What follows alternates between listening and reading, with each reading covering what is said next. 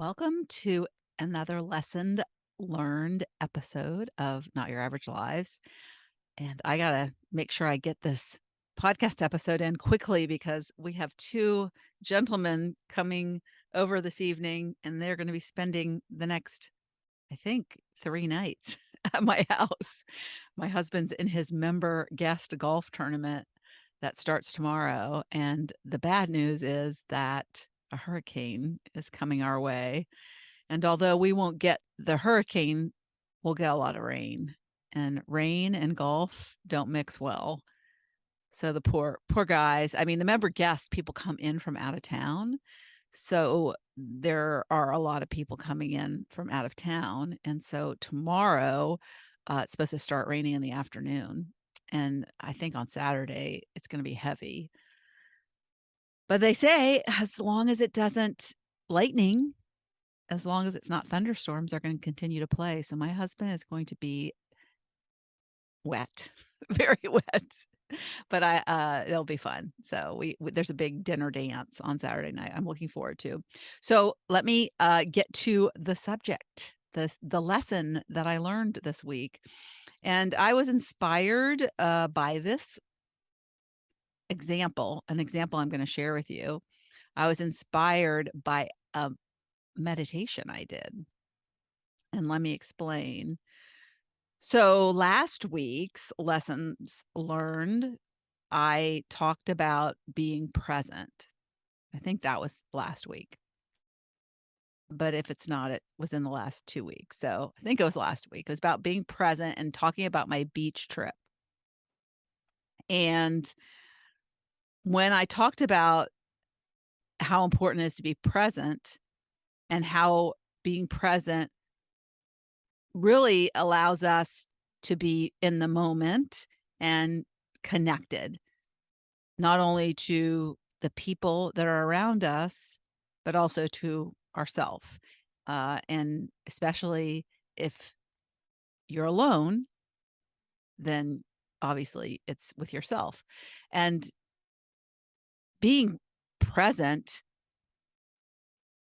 is so important to do regardless of with people or alone. It's very important. And so I use one of the tools I use to get into the present moment is meditation. And I'm not a huge meditator. People think, oh, I don't know how to do that, or it's complicated, or I don't have the patience, or whatever excuse. If you're not meditating and you are coming up with these what could be blocks to keeping you from using it as a tool to get in the present moment, then you're just shutting off those possibilities. And so if you're not getting in the present moment, find a tool. And if you're resistant to meditation, try guided meditation, because that's what I do. I make it simple. I'm not a meditation expert. I just know that it's important to get quiet and to have that time, and it de-stresses you too, because a guided meditation guides you through how to breathe. If your mind starts to wander, which it does when you meditate, especially when you're new at it, and or you're not a master at it, which I'm not, and my mind wanders a lot. And people think, "Oh, I failed." Well, you didn't fail, because you you realized your mind was wandering, and so that's being very present. And so I like the guided meditations, especially the Calm app. And I like Tamara Levitt. She's kind of the main meditator on there, but although they have a lot of different people now. But one of the things, she does these 10-minute a day meditations, and she always has a message at the end. And so the one that I was listening to this morning inspired me to share an experience, because it's something, the message that she shared was was resonated, and it's something that I should have done with my husband earlier in the week. So let me explain to you what happened. So I got a new desk and I love my new desk. I found it on Amazon. I actually put it in my monthly newsletter as one of my favorite things. So if you're not on my newsletter list, you should get on it. But you can certainly email me as well and ask me what my desk is. So I saw a desk at Costco, and that is what gave me the idea of getting a standing desk. Now I have a standing desk that goes up and down, but it's manual. It's not really electric. So you have this little lever and you kind of pull it up and push it down and pull it up and push it down. But it's very small. It's not a desk and it rolls. So it's not a desk that you'd really sit at all day long. And so I wanted to find a good functional desk now that I have my new corporate job that I'm working remote from home. And the little one that I had is now really a grooming table I use for my dog. So the desk I found, and I'm one of those people that likes wood. I like the wood look, kind of cabins and beams and ceilings and that. And so it's a rustic wood desk. And you can push a button and it goes up so you can stand at it, and you can push a button and it can go down.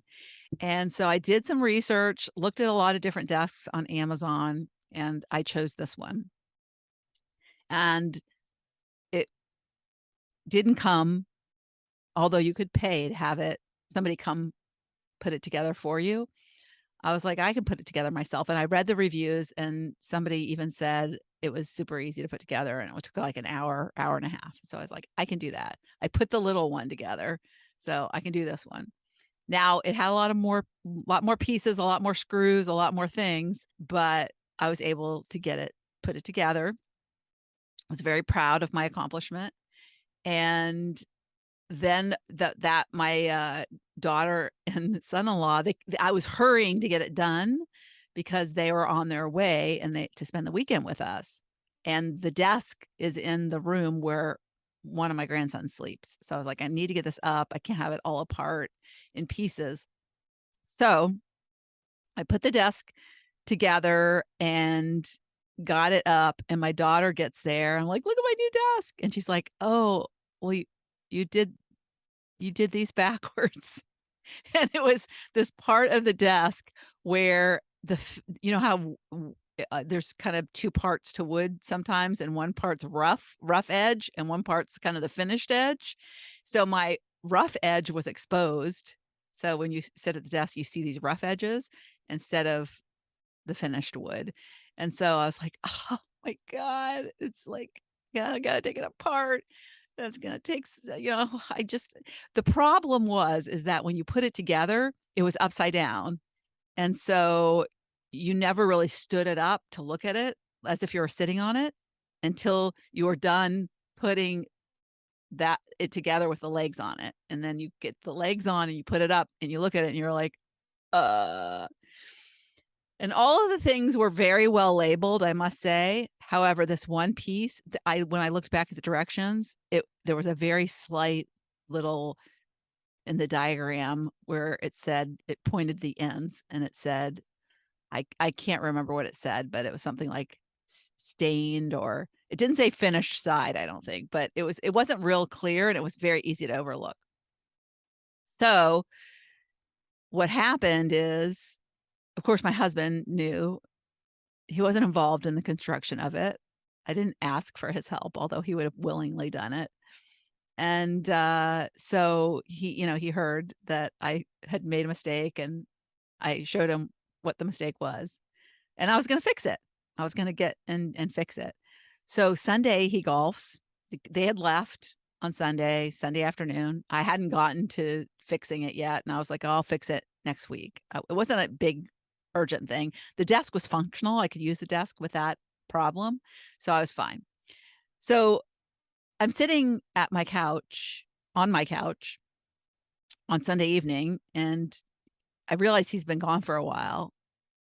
And then I hear him like scream. Clearly something happened to him that hurt. It was one of those screams, probably a cuss word involved.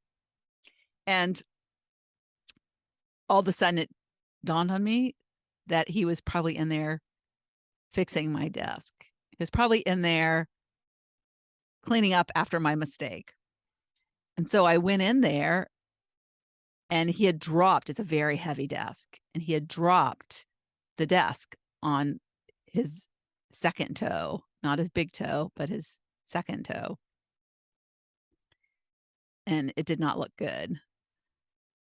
And so my immediate reaction was like, why are you doing this? Why did you not ask for help? Well, of course, he wanted to go in there and do something nice for me and surprise me. And I got on him because he had been to the 19th hole after golf and had had a couple beers. And so I was like, you shouldn't, first of all, be doing this when you've had a couple beers. And so he was insistent that he was fine. And I said, yeah, you're fine, but you'd be better if you did this without 2 beers. But it was so funny because I immediately I reacted in a and not a very nice way. I mean, I wasn't, it wasn't like all warm and fuzzy, like you're doing this nice thing for me. It was criticism that why did you come in here and do this? And why did you not tell me? Because I could have helped you and then you wouldn't have hurt your toe. And a part of me even was like, I did this. I put this together. I want to fix it. It was like, I want to fix it. And he didn't even know how it was put together. And he wasn't referring to the instructions. He was just like looking at it and figuring it out just by looking at it.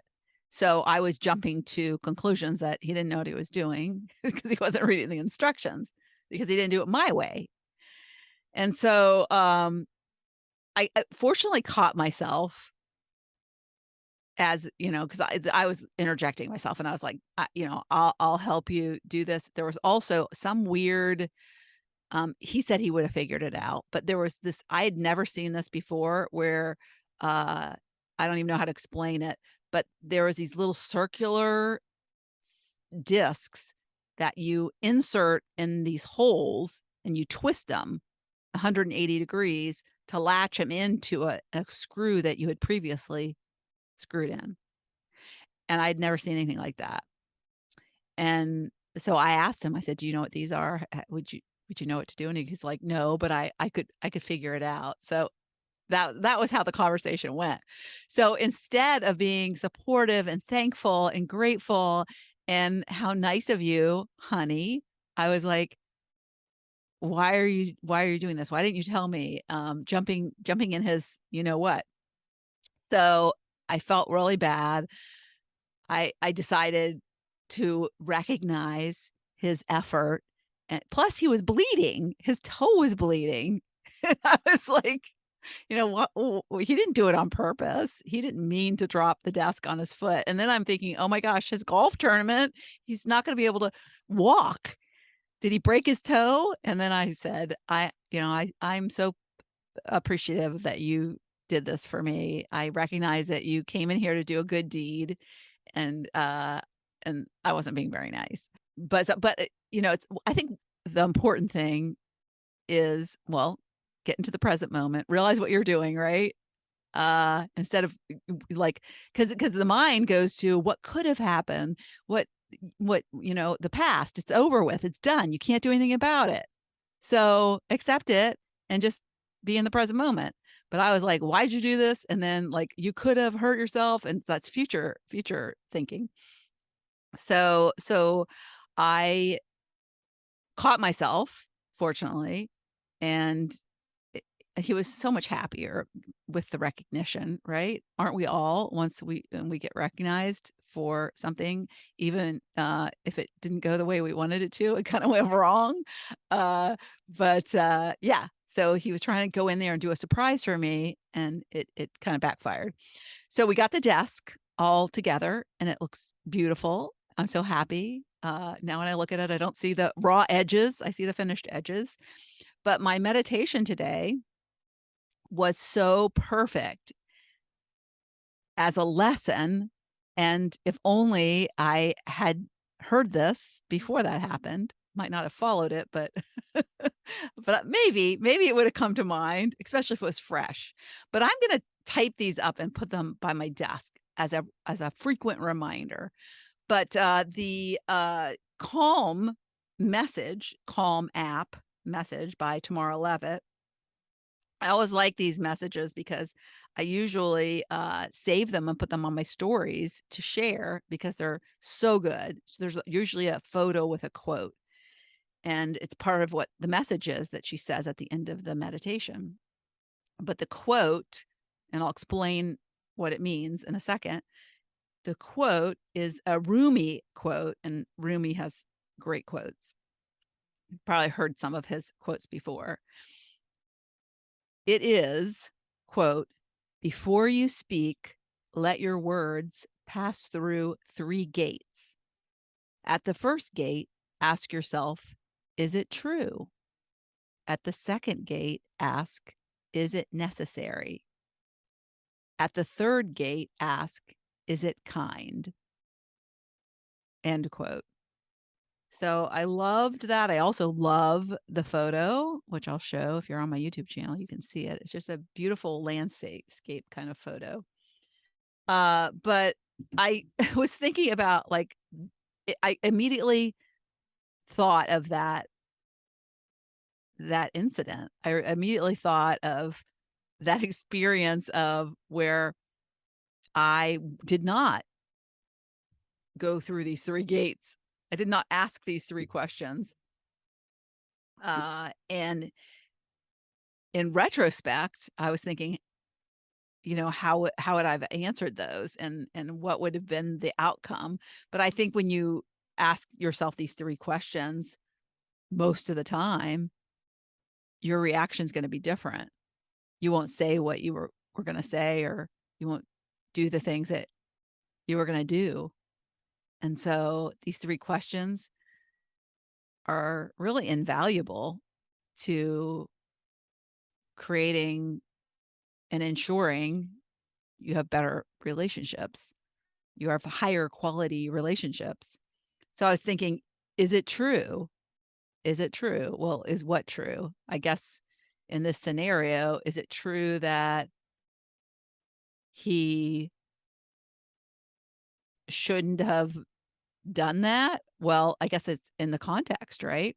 If is it true he shouldn't have done that? Well, he did it for good reasons. So maybe you shouldn't have done it without help, or maybe, but and again, that's my perception. His perception was I was fine. I could do it myself. And even though he had a hurt toe, he was still glad he did it himself. So is it true? Yeah, that's a perception in many cases. Is it necessary? Was it necessary for me to, like, get on him about he shouldn't have done that? No, it wasn't necessary, because it was over. It was over. And it's not going to teach him anything in the future, because he's still going to be stubborn, and he's still going to try and do things that probably I wouldn't do if, I was put in the same situation. I'm a help asker. I ask for help. But for some reason, I don't think guys normally do that. And he is certainly somebody who doesn't do it. He's like, I'll do it myself. So my initial comments were not necessary at all.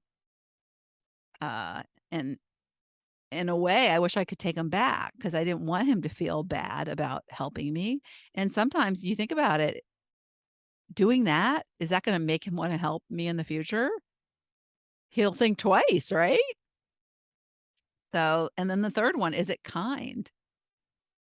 No, I don't think it was kind. It was more about me getting my thoughts out, trying to my opinion on, you should ask me first. It's my desk. I put it together, so I should fix it. That doesn't matter. That doesn't matter.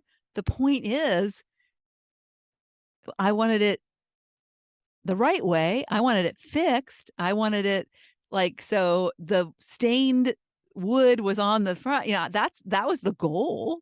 That was the main goal. And so yeah, it wasn't kind to criticize him for trying to do what I wanted, what the goal was, to have a pretty desk that didn't have a mistake. That's what I get for trying to put things together by myself. So anyways, I just thought this was really, uh, profound to me when I heard it and immediately related it to just a recent experience. And I thought, this is something I should share. It's a lesson I learned. It's a lesson I learned. I need to like ask these 2 questions. Like and I recently had talked about the carpets in the bathroom where the carpets were inching away from the cabinet. If you didn't hear that episode, that was probably 2 or 3 episodes ago. But they were inching away and I thought it was him that he was kept moving the carpets. And is it true? Well, I thought it was true, but it wasn't true. So always question first, is it true or is it just like, is it my perception of the truth? And is it necessary? Do you really need to say that? And if you do say it, is it just for you, for your benefit, or is it going to be helpful to them? And then is it kind? Because we want to go with kindness. If it's somebody we love, don't we want to be kind? And kindness reaps kindness. So that's so important too, because if this question comes up and you check the kind box, then it's karma. Kindness will come back to you. And sometimes we forget that, just trying to get our point across. So that's my lesson for the week. Hope it helped you, and remember those 3 questions and try meditating if you don't do it, because it is awesome. And if you do guided, it's so much easier. It doesn't put a lot of pressure on you to be perfect. Like sometimes I feel like, oh, I failed at that meditation because my mind wandered. No, guided meditation, she'll get you back. She'll ring the little bell and bring you back. So it's very helpful. All right. Have a great weekend. Bye. Thank you so much for tuning into the Not Your Average Lives podcast. If you haven't yet, make sure to subscribe on iTunes if you have an Apple device. You can find free resources and learn what else I have going on at the moment that might interest you on my website at notyouraverage.grandma.com. You can also find me on Instagram or Facebook at Not Your Average Grandma. If you liked this episode, it would make my heart so happy if you could leave me a 5-star rating. You can also add a review to let me know what you like about this podcast, which will help spread the word about it to others who need a little midlife inspiration. As always, be you, listen to your inner voice, and focus on reigniting that lost spark so you can start living your own Not Your Average life.